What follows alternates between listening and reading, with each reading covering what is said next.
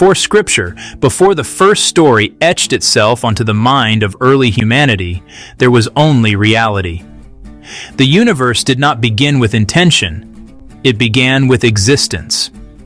This is the first truth of primordial realism, that something simply is, and that existence itself requires no author. Physicists call it the vacuum field. Philosophers call it the ground of being. Primordial realism calls it the source. Not a god, not a mind, not a personality, but the primordial condition from which all things emerge. This source expresses itself through natural law, the consistent, mechanical, elegant rules that govern energy, matter, and time.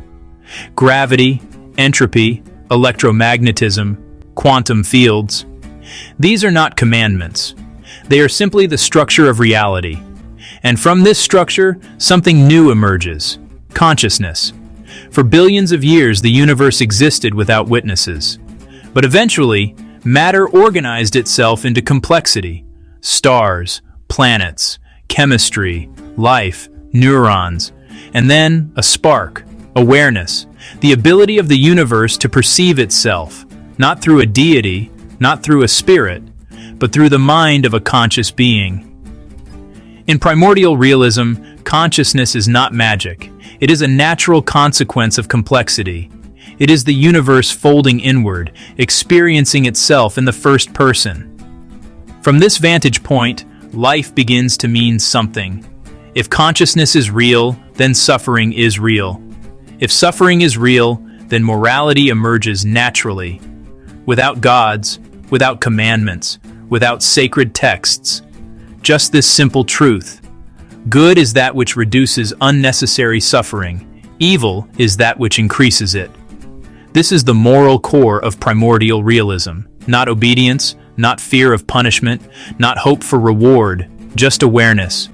Awareness of ourselves, awareness of each other, awareness of the real consequences of our actions on conscious minds. Morality becomes not a rule book, but a responsibility. A responsibility we inherit simply by being alive. Human beings crave meaning, but meaning assigned by supernatural authorities has always come with a cost.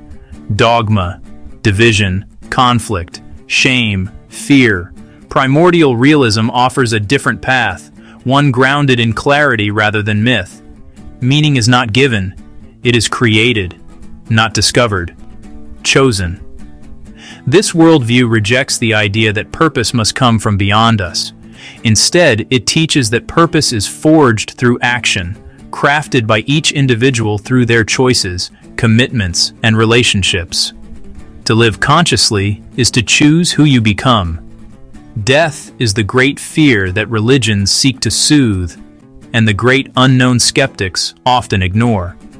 Primordial realism faces it directly. Not with fantasy, not with denial, with clarity.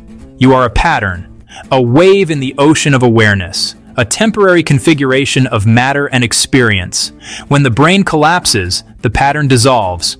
Identity ends, but awareness does not vanish. It returns to the field from which it arose.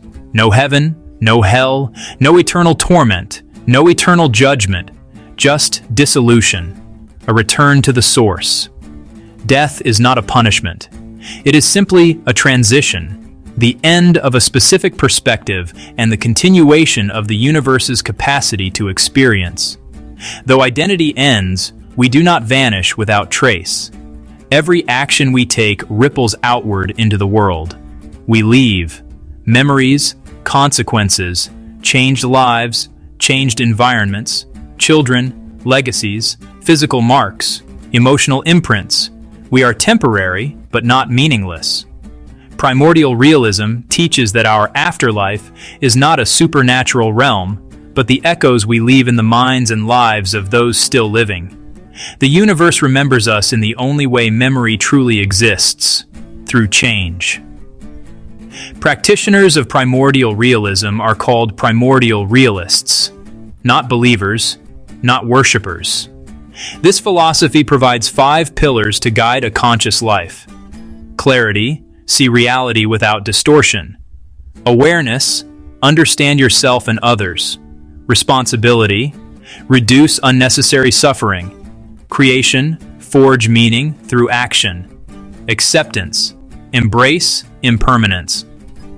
These pillars form a path, not a religion, not a dogma, but a discipline, a way of living intentionally in a world that offers no guarantees and no cosmic overseer. Primordial realism does not ask for faith, it asks for honesty. Honesty with yourself, honesty with reality, honesty with the consequences of your choices. What would a world look like if people lived by awareness rather than myth? If nations cooperated based on shared reality instead of supernatural tribalism? If morality came from empathy and consciousness instead of ancient scriptures? If humans accepted death not with fear, but with understanding? Primordial realism imagines such a world where science and compassion coexist, where clarity replaces superstition, where meaning is chosen, not dictated, where suffering is reduced because we finally understand that conscious beings are all expressions of the same source, a world where humanity grows up. In the beginning, there was only reality. In the end, there will only be reality. What we choose to build in between, through clarity, through compassion, through meaning, is the story of our existence. This is not a religion, not a dogma, not a fantasy. It is a lens, a framework, a way of living, a return to the world as it truly is. This is primordial realism,